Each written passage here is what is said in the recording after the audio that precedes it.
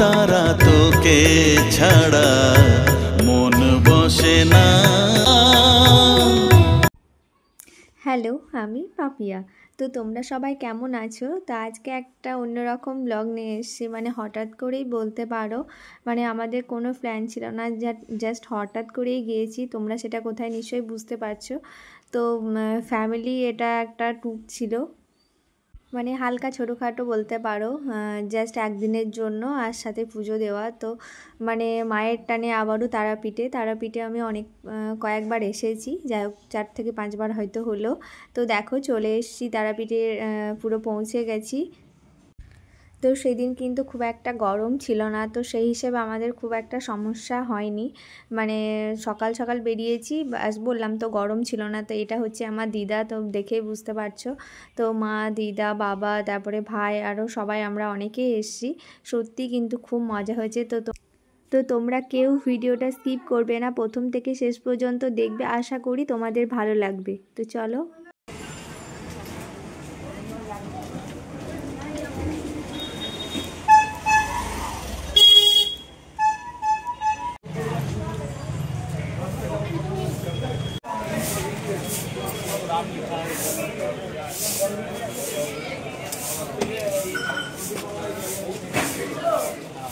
তো আমরা একবারে তারাপীঠের ভিতরে চলে এসেছি, মন্দিরের পাশে ওখানে দোকান আছে। তো ওখানে আমরা ডালা নিচ্ছি, তো কি নেব সেগুলোই দেখা হচ্ছে। দেখো, তো পুজোর জন্য যেগুলো দরকার, ফুল, মিষ্টি, ধূপকাঠি, সিঁদুর, এগুলোই নিচ্ছিলাম। দেখো প্রচণ্ড ভিড় ছিল, কিন্তু তাও মানে একটা ভালো যে গরম খুব একটা ছিল না, সেই জন্য মানে আমরা ঠিকঠাক ঘুরতে পেরেছি।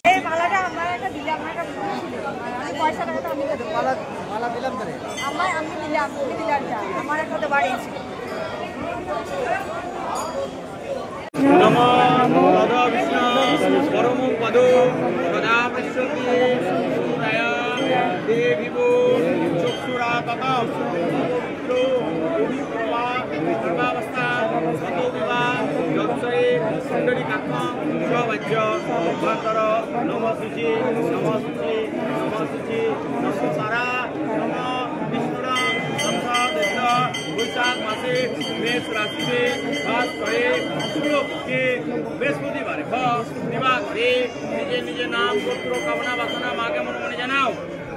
তো তোমরা তো সবাই জানো, মানে তারাপীঠের পুজো এভাবেই হয়, বাইরে থেকে ভিতরে গিয়ে খুব কমই হয়, বাট দর্শন করা যায়। আমরা ভিতরে গিয়েও দর্শন করেছি, সেই হিসাবে আমাদের লাইনে দাঁড়াতে হয়নি, কারণ আমাদের একজন পরিচিত ছিল। তো সেই কোনো সমস্যা হয়নি, আমরা ভিতরে ঢুকে খুব ভালোভাবেই দেখতে পেয়েছি। তো দেখো আমরা সবাই মিলে কিন্তু খুব আনন্দ করলাম। তো এখানে যজ্ঞ হচ্ছিল, মানে আমাদের না, মানে তারাপীঠে যারা আসে অনেকে থাকে, তো যারা মানে যজ্ঞ এগুলো সব মানসিক থাকে বা পুজোর জন্য যজ্ঞ করায় সেগুলোই। তো সেই ভিডিও ক্লিপ কিছু নিয়েছিলাম, ওটাই তোমাদের সাথে শেয়ার করে দিলাম। তো ভিতরে যেহেতু ঢোকার সময় প্রচণ্ড ভিড় ছিল, তো সেহেতু সেরকম কোনো ভিডিও করতে পারিনি। আর এমনিতেও ভিতরে মোবাইল অ্যালাউ নেই, মানে ছবি তুলতে বা ভিডিও করতে দিচ্ছে না। আর যা মানে তাড়াতাড়ি, মানে কি বলবো, মানে মনে হচ্ছে যে ঠেলে ফেলে দেবে এরকম ব্যাপার। তো সেই হিসাবে কোনো ভিডিও করার রিস্ক নিইনি, বাট মোবাইলটা যদি বাই চান্স পড়ে যায় তাহলে সবই যাবে। তো সেই হিসাবে আমি সেরকম কিন্তু ভিডিও করিনি, মানে বললাম তো প্রচুর ভিড় ছিল। তো দেখো আমাদের পুজো পুরো কমপ্লিট, এবার আমরা বাইরে যাচ্ছি, মানে একটু টিফিন করব, যেহেতু সকাল থেকে কিচ্ছু খাওয়া হয়নি, আর সত্যি ভীষণ খিদে পেয়ে গেছিলো।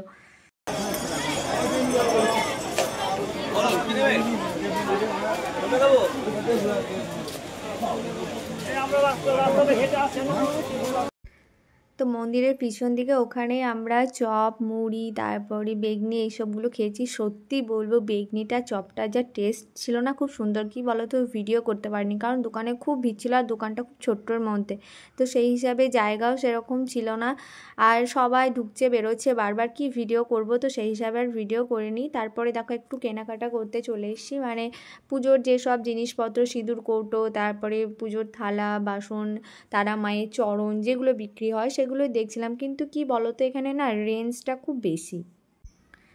মানে সব সময়ের জন্য সব কিছুরই রেঞ্জ বেশি। তো দেখো এখানে আমরা সবাই মানে ঘোরাঘুরি কেনাকাটি কমপ্লিট হয়ে গেছে। তো পুজোর কিছু বাসনপত্র এসব কিছু কিনেছি আমরা, আর তারা মায়েরও কিছু। তো সেই সব কেনাকাটির পরে পুরো টায়ার্ড, তো তারপরে আমরা একটু রেস্ট নিচ্ছিলাম। তারপরে একটু রেস্ট নেওয়ার পরে আমাদেরকে জাস্ট ভোগ খাওয়ার জন্য ডাকছিল। মানে একটা জায়গায় ফার্স্টে ভোগ খাবো ভেবেছিলাম, বাট সেখানে খেতে পাইনি, মানে টিকিট পাইনি। তো তারপরে যেখানে আমরা খেয়েছিলাম, হয়তো ভোগ খেয়ে ঠাকুরের নিন্দে করতে হয় না, মানে খারাপ বলতে হয় না, কিন্তু খুব একটা ভালো ছিল না, বাট কিছু করার নেই।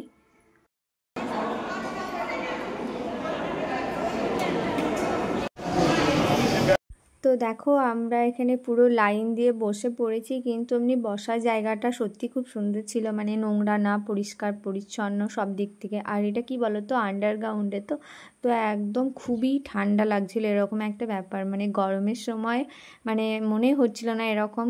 আর সত্যি মানে কপালের সিঁদুরগুলো এমনভাবে দিয়েছে, একরকম লাগছে দেখতে আমাদেরকে।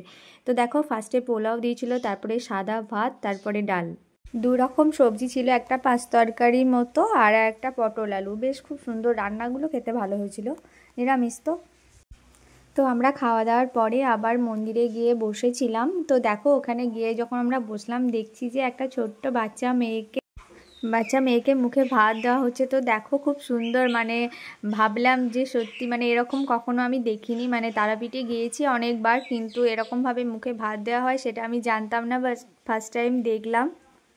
এগুলো হচ্ছে মা তারার ভোগ, মানে এগুলো কিনে নেওয়া হয় সেখান থেকেই, ওটা তারপরে মুখে প্রসাদ হিসাবে দেওয়া হচ্ছে। তো দেখো আমরা তারাপীঠ থেকে বেরিয়ে চলে এসেছি রাস্তাতে, কারণ 3:30 মতো বাজছিল, কারণ আমাদের কথাই হয়েছিল যে 3:30-র সময় আমরা তারাপীঠ থেকে বেরিয়ে বিচন্দ্রপুর যাব। তো সেখানে বাঁকারায়, তারপরে ইস্কন, আরও যেসব মন্দিরগুলো আছে ওখানে একটু ঘুরবো। তো সেই একটু চলে এসেছিলাম। দেখো মারা তো হাঁটছে খুব স্পিডে।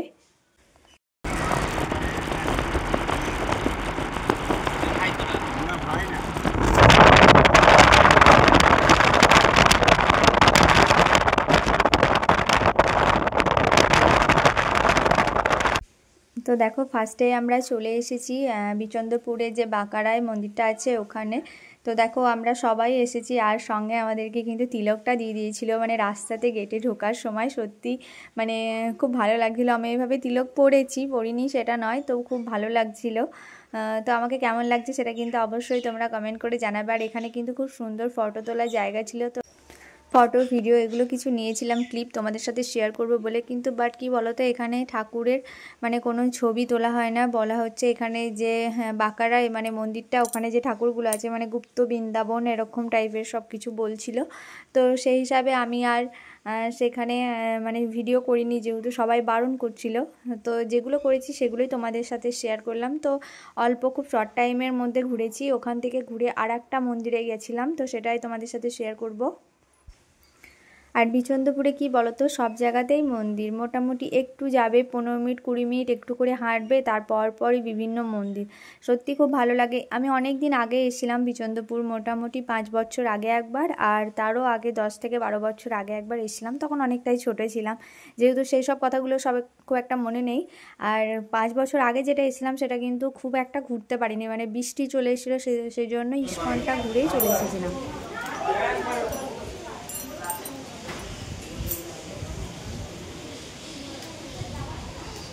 ইস্কনের চারিপাশটা তোমাদেরকে একটু ঘুরিয়ে দেখালাম। সব জায়গাতেই কাঠমল্লিকা ফুল। সত্যি আমার না ভীষণ ভালো লাগে জানো কাঠমল্লিকা ফুল, মানে বিশেষ করে চুলে দিতে। মানে আমার ওপেন হেয়ার, তার সাথে বাঁ সাইডে যে যদি একটা মানে কাঠগোলাপ ফুল দেওয়া হয়, মানে আর শুধু একটা শাড়ি, সত্যি মানে অসাধারণ লাগবে।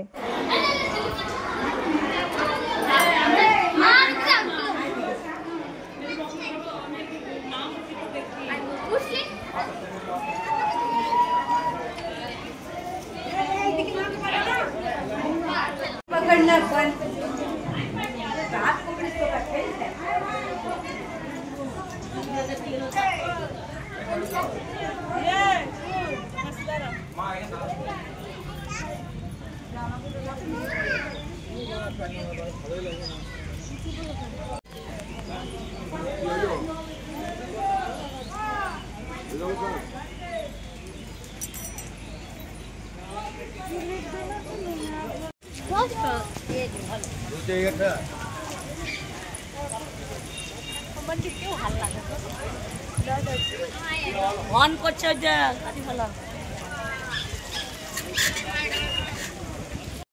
তো আমাদের ইস্কন ঘোরা হয়ে গেছে, তো ইস্কনের পরে আমরা আর একটা মন্দিরে যাব, তো চলো। তো দেখো চলে এসেছি। তো এই জায়গাটার নাম বলতে পারছিলাম না জানো, মানে ড্রাইভারকেও বলছিলাম কিন্তু কোন মন্দির নাম বলতে পারছিলাম না। আমি বললাম তো 5 বছর আগে এসেছিলাম, তো সেহেতু আমার সব মনে নেই, মানে নামটা বলতে পারছিলাম না। তো আমাদের ঘোরা মোটামুটি কমপ্লিট, মানে আজকের ভিডিওটা আমি শেষ করতে চলেছি। তো তোমরা কিন্তু পুরো ভিডিওটা দেখবে, লাইক কমেন্ট সাবস্ক্রাইব করবে। তো আবারও বলছি, যদি তোমাদের আমার ভিডিও ভালো লাগে অবশ্যই চ্যানেলটাকে সাবস্ক্রাইব করে আমাকে সাপোর্ট করবে, কারণ তোমাদের ভালোবাসা আমার একান্ত প্রয়োজন। টাটা, ভালো থেকো সবাই।